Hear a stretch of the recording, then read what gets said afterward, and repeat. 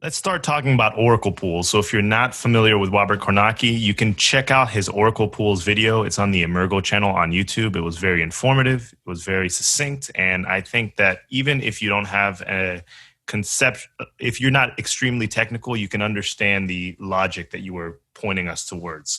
So if you could give us a brief summary of what Oracle pools are, we're going to start there, and then maybe we can build. Perfect. So I guess I'll take even one step before that and I'll explain what oracles are for some people Okay. who may not know.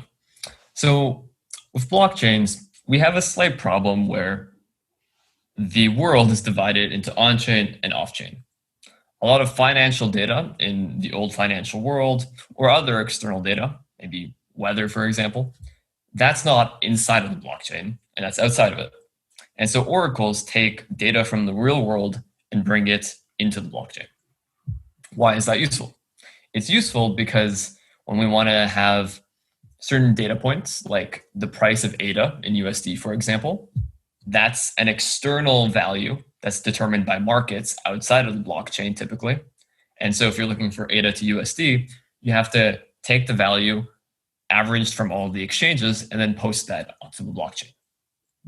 For especially a lot of DeFi, which is probably the number one use case of oracles today, Oracle data is vital because without it, you can't do a lot of things like stable coins and so on forth.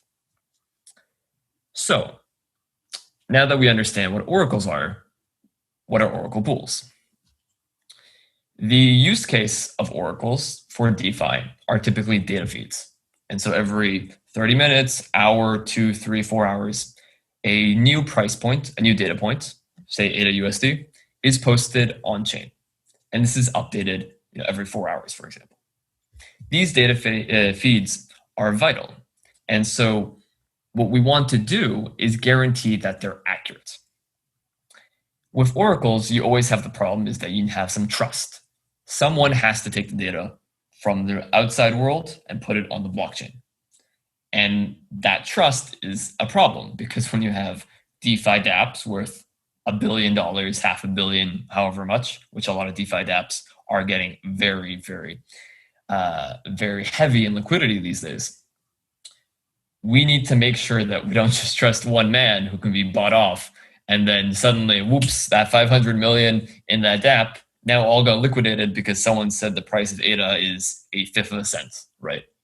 And so Oracle pools are an attempt to look at existing models that are out there, try to make them less focused on centralized figures, make them more decentralized, and have kind of a base framework where you can add incentives, disincentives, consensus, and all these pieces, I guess you could say, which allow us to have a higher level of assurance.